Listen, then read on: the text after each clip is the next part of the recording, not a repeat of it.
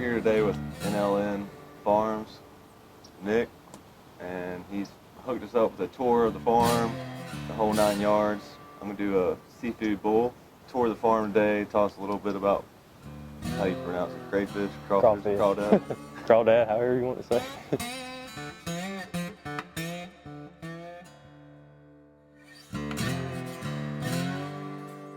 So pretty much what I do when I start in the mornings, just either walk down or stay in the boat, and it's pretty simple with these traps that we got. They're pyramid traps.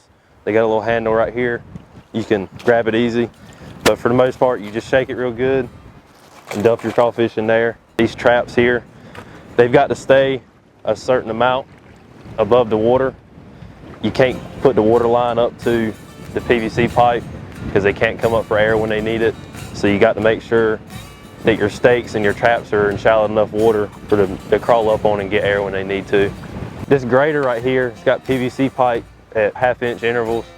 The small ones grate out of here and go into a bucket in the bottom. The big ones, so as I go down the rows, you know, they'll grade themselves out. So by the time I get done, all I got to do is rake the big ones in here. That's my keep bucket that's gonna go and get purged out. Once I get done with all the traps, I'll take them up to the purge tank and they can stay in there for 7 hours and they're ready to sell. I got cages over here that they can sit in there for 24 hours to purge. So if I get, you know, that tank fills up, I can keep more for 2 more weeks in those cages.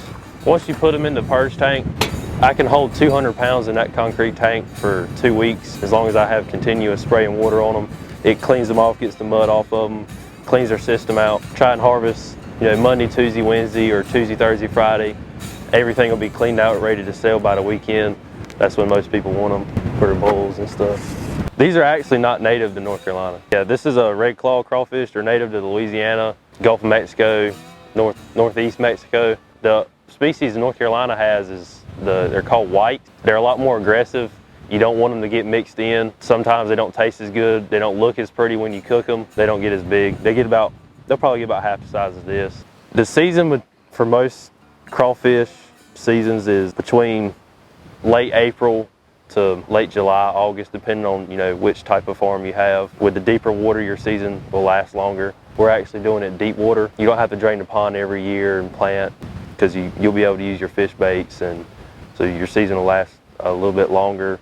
You won't be able to catch as much as you are. You know, your main months are going to be in May and June. As far as your deep water type of farm, your season will end probably late August, early September. About how many pounds is this right here? There's probably about 5 pounds right there. It don't look like there's a whole lot. They're big. We've probably got 10 to 12, 15 per pound here. This bucket can hold 30 pounds, and that's overflowing, them crawling out. So I guess when y'all charge people, it's like by market price? Yeah. So how many other crawfish farms are there? There's not that many in the state compared to Louisiana, you know, the southeastern part of the country. So what got you guys into doing this? My grandfather, he had a catfish farm for almost 20 years. Mainly, we were just trying to find something to do with these ponds, you know, other than just bulldoze them. Yeah. We were trying to maximize, you know, what we could do with the farm. This looks like a perfect duck impoundment. Oh yeah, that's what, well, you know. I didn't know any better. I think I was in Hyde County right now. Oh yeah. Minus the mosquitoes. Yeah. What's the lifespan on one of these guys? They can live up to 2 years, and that's about all you're going to get out of a crawfish. And I guess when they die, they just kind of eat each other. Yeah, they're very carnivalistic. As you can see right here, you know, in no longer than we've had them in this bucket, you know, they've already, you know, got this one. Now, do y'all carry any kind of pinch insurance? Pinch insurance? The small ones won't draw blood on you. You know, they can hang from you. Now this one's gonna hurt. This one's gonna hurt. You gotta get a bigger one. You gotta get a bigger one. You gotta get this joker. Woohoo! Let them open you up, and we gotta do it at the same time. What? Yeah, because if I do it, then you're not gonna do it. Really? Yeah. So okay, where are we doing it? Right here. Can I do it like on my ring? Yeah. Well, not on your ring, because you ain't gonna get hurt. How long is it gonna hold on for? I don't know. Ready? Seriously? Yeah. Let's go right now. All right. See? He ain't even doing it. He ain't even hurting. I have a feeling like mine's gonna hurt a lot more. I'll do it this one. See? Ow. Okay, now he's got me now. Yeah, that's not bad. See? Told you it wasn't that bad. You gonna stick your hand in the tank when we get back? Well, you know, no. We're gonna take these guys back to the, what do you call it, the purge? Yep, purge tank. And we're gonna go back there and get loaded up. I never thought I'd be stupid enough to let one try to bite me. Well, you know. I appreciate that experience. No problem.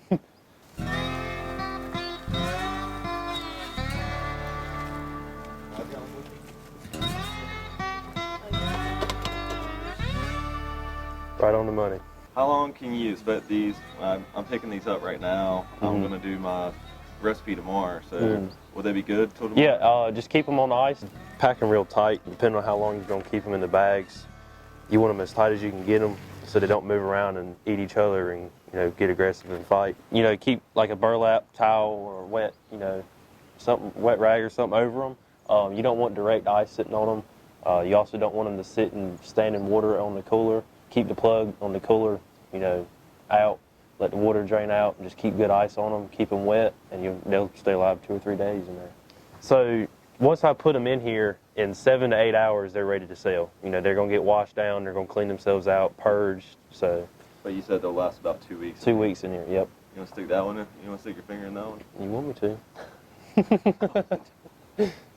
As far as the claws are concerned, I mean, I know a lot of people probably don't eat the claws, but I mean, if they're big enough. Yeah, if they're big enough, like these two right here, you can get you a little piece of meat out of there. But like you get a small one like this one, you know, I wouldn't even waste your time trying doing that. But you know, and a lot of people they'll eat mainly the tail, and they'll like.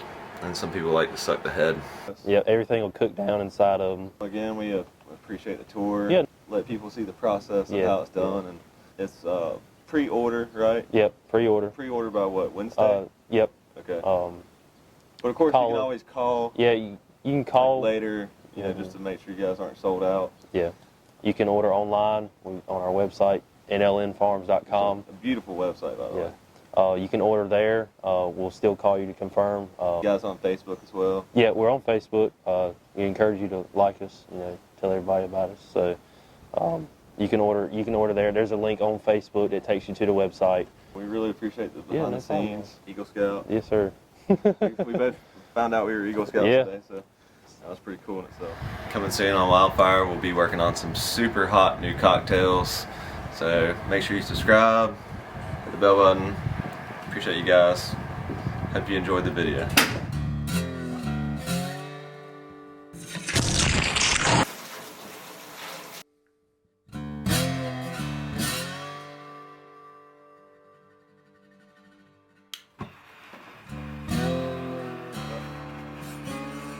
So we just had this knife made by Moonlight Forge. GoPro knife. First GoPro chef knife ever. I'm not a professional chef, but I'm working on it.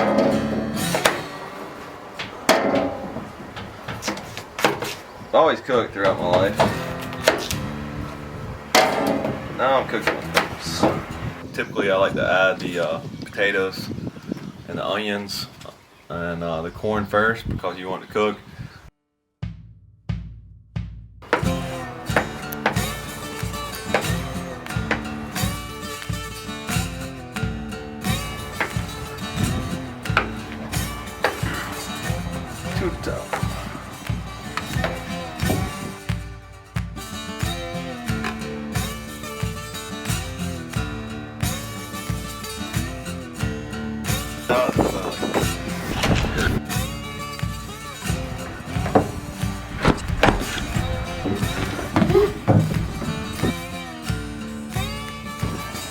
How we doing, Mel?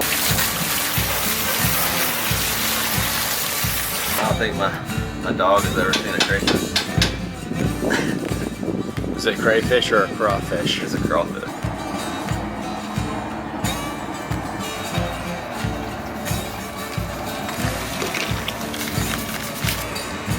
Zatarans. The only way to go.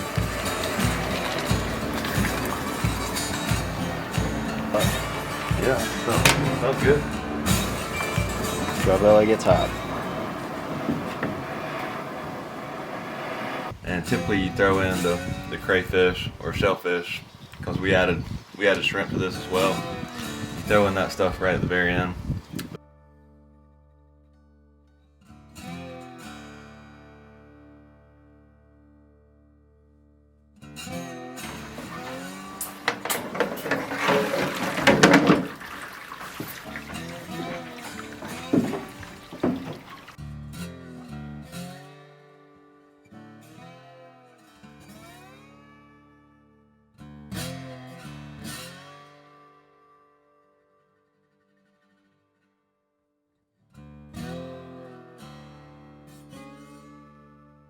So we went to NLN Farms and got these fresh crawfish. Just boiled them up. For the instructions on this, you can follow the instructions on Zatarain's box. Crawfish meat. I swear to me, it almost tastes like lobster. Luckily for us, we have a lobster here. So in order to do the comparison, we actually cooked a little bit of lobster. Nothing special. We got it from the frozen section of the local grocery store. Tastes very similar. And the lobster is just tougher. It tastes a little more fishy, or I guess you could say shrimpy.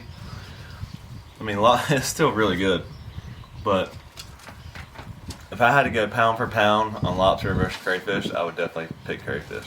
But like I said, follow the Zatarain's directions on their box, and we appreciate you guys watching as always. And for real, for the next best recipe, tune into us. We always got some really good stuff going. We got a really awesome appetizer coming. Some brandy cooked cheese. I'm telling you guys, this channel is going places. And if nothing else, just tune in to get something awesome to cook for your friends. WildFired. Subscribe, hit the bell button. See you in the next video.